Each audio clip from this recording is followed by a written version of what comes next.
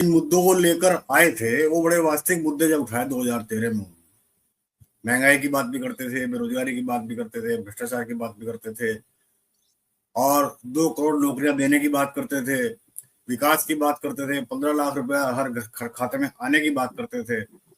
लेकिन जैसे ही वो सत्ता में बैठे हैं, इन मुद्दों को भुनाने के बाद वो ऐसा लग रहा है कि वो खुद काम नहीं कर रहे, किसी के इशारों पर काम कर रहे हैं, खासतौर से अर्थव्यवस्था के। जो आंकड़े भी आपने गिनाए हैं,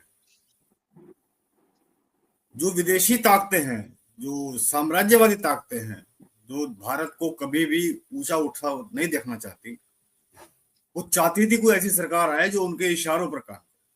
मैं आरोप नहीं लगा भी रहा हूं और नहीं भी लगा, लेकिन जो फैसले लिए गए उनके पीछे किसी ना किसी अदृश्य शक्तियों का हाथ था।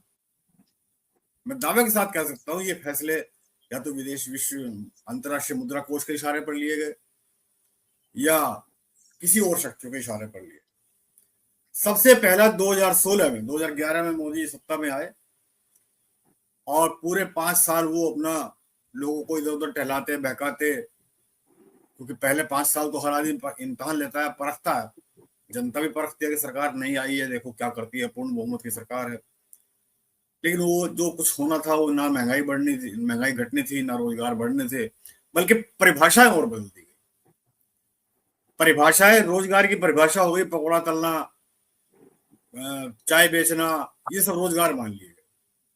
आंकड़े गायब कर दिए गए, महंगाई के डाटा हटा दो, है ना, जहां जहां भी उनको लगे कि यहाँ यहाँ परेशानी पैदा हो सकती है वो डाटा हटा दिए गए।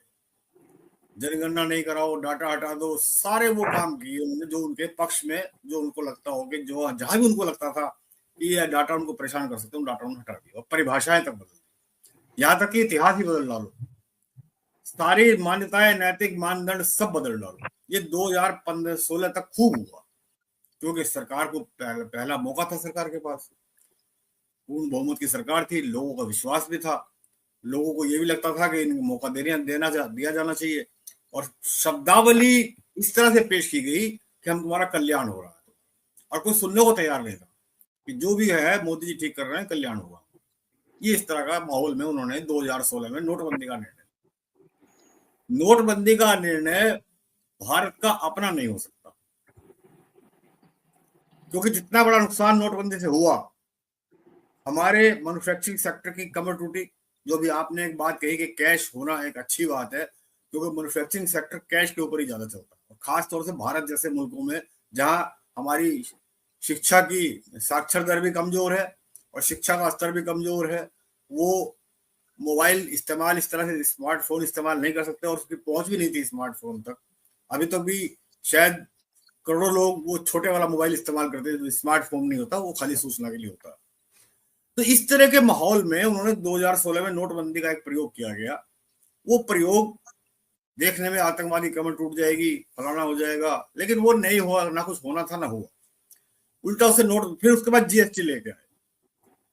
जब जीएसटी लेके आए तब तो मैन्युफैक्चरिंग सेक्टर बिल्कुल बैठ गया, और लगा कि 2019 तक ये सरकार चुनाव हार जाएगी और चुनाव जो है मोदी जी वापस नहीं आएंगे 2019। तब अचानक कहीं से पुलवामा हो गया। पुलवामा होते ही देश के फिर हालात बदल गए। उस हालात के बदलने में फिर को एक मौका मिल गया। तो उस मौके के बाद अब जो इन्होंने किया काम, ये ऑपरेशन सिंदूर वाला, उसको भुनाने की तरफ बढ़े, तो ये सफल नहीं हो पाए। सफल क्यों नहीं हो पाए? एक तो घटनाक्रम के अनुसार जो सीज फायर की सूचना मिली ट्रंप साहब के महोदय से, वो पूरे देश के गले में नहीं उतरी। यहां तक कि भारतीय जनता पार्टी के अपने कार्यकर्ताओं नेताओं के गले भी ना उतरी हो, भले ही बाहर आकर के अपनी बात को ना कहें, इससे कोई फर्क नहीं पड़ता, लेकिन आप अंदर खाने उनसे बात करेंगे तो उनको भी अच्छा नहीं लगता। और किसी को तो अच्छा लगने का मतलब है, जो देश का सच्चा नागरिक है उसको अच्छा नहीं लगेगा कि कोई विदेशी राष्ट्रपति हमारे सीज फायर की घोषणा। अगर मोदी जी सीज फायर की घोषणा करते तो ये इनको पूरा क्रेडिट मिल जाता। जो भी आज भोपाल में कह रहे हैं, बीकानेर में कहा है, बिहार में कहा है, सब जनता इनकी बात मान लेती है। लेकिन यही बात गले नहीं उतरती कि विदेशी राष्ट्रपति हमारे सीज फायर की घोषणा करें। और जो सीडीएस साहब के बयान आए, जो हमारे एयर मार्शल चीफ के बयान आए, उससे साबित हो गया कि हमारी सेना कितनी सिंसियर है। हमारी सेना कितनी प्रोफेशनल है और किस तरह से वो हालात को निपटने के लिए वहां के डीजीएमओ से भी बात कर रहे थे। हालांकि नियम होता है युद्ध काल में एक दूसरे की सेनाएं वो उनका वार्तालाप बंद नहीं होता, भले कितनी युद्ध की स्थिति हो, वो चलता रहता है उनके बीच में और चला, लेकिन बड़ी संजीदगी से चला। और संजीदगी यहाँ तक चली कि एक डीजीएमओ ने कहा कि ऑपरेशन बंद कर दिए, आपने कर दिया, क्योंकि सेना को पता होता है इसके नुकसान का। लेकिन हमारे पॉलिटिशियन, दुर्भाग्य से देश के हमारे पॉलिटिशियन प्रोफेशनल नहीं। प्रोफेशनल अगर होते तो ये दिक्कत ना, ये श्रेय भी लूट के ले जाते, आतंकवाद की कमर भी तोड़ के आते और सीज फायर की घोषणा भी खुद करते, सारे काम खुद करते। इसका साबित हो गया प्रोफेशनल नहीं है। तो प्रोफेशनल ना होने से जो पुलवामा का फायदा इनको हुआ था वो पहलगाम का फायदा नहीं। पुलवामा के पुलाव तो खा लिए इन्होंने, पहलगाम की पहलकदमी इनको इनके झोली में नहीं पड़ी। इसी वजह से परेशान होके कुछ ना कुछ ऐसे मुद्दे की तलाश में है कि जनता सारे काम धाम छोड़, जैसे नोटबंदी में लाइनों में लग गई थी, फिर से कहीं लाइनों में लग जाए। अब उसमें एक नोटबंदी भी एक हिस्सा है। अब जैसे हमारी आशंका है कि नोटबंदी जो हमारी वित्त मंत्री ने बयान दिया है कि 500 के नोट कुछ ज्यादा हो गया और काला धन ज्यादा हो गया, तो काले धन के बिना तो पूंजीवादी अर्थव्यवस्था चल ही नहीं सकती। मौलाना साहब, ये नियम है। आप कितने भी इसको करेंसी को आप ऑनलाइन कर लीजिए, कितना कुछ कर लीजिए, पूरी पूंजीवादी सिस्टम काले धन के बिना नहीं चल सकता और छोटा सेक्टर नहीं बन सकता, क्योंकि लेबर कहीं लेबर अनपढ़ है, कहीं लेबर थोड़ी सी साक्षर है, कहीं निरक्षर है। तो आपको उनको कंट्रोल करने के लिए आपको कैश तो रखना होगा, और वो कैश रखे बिना आपका काम चलने वाला है नहीं। वो कैश जब आप रखेंगे तभी आप फले फूलेंगे।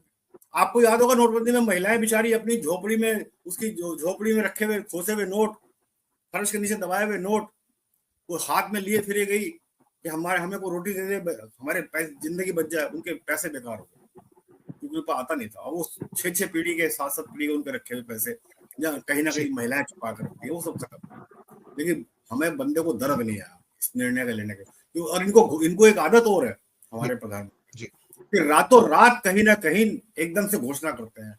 ना कैबिनेट को विश्वास में लेते हैं, ना विपक्ष को विश्वास में लेते हैं, ना संसद को विश्वास में लेते हैं, बस अकेले खड़े होते हैं, घोषणा कर देते हैं।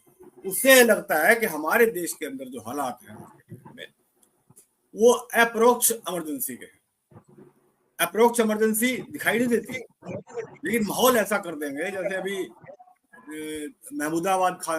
महमूदाबादी के लिए किया गया है ना। अभी इस तरह की घटनाएं कई हुई कि आपको लगेगा कि डराने के लिए माहौल पैदा किया जाए ताकि इनके खिलाफ कुछ बोले ना। कई यूट्यूबर के खिलाफ कार्रवाई हुई, उनके चैनल बंद कर दिए गए, सवाल ना पूछे। और हाँ, एक चीज और जो हमारी गोदी मीडिया ने इस ऑपरेशन सिंदूरी के दौरान किया है, गोदी मीडिया की साख भी जीरो हो गई है। जब सीडीएस हमारा कहता है कि 15% समय जो है हमें उनकी गलत सूचनाओं को ठीक करने में लगा, तो इसलिए मैं ये कह रहा हूँ कि नोटबंदी जैसा मामला कभी भी ला सकते हैं, कुछ और घटना भी ला सकते हैं। ये पूरी तरह तलाश में है, क्योंकि ऑपरेशन सिंदूर का क्रेडिट इनको 0% भी नहीं मिला। जी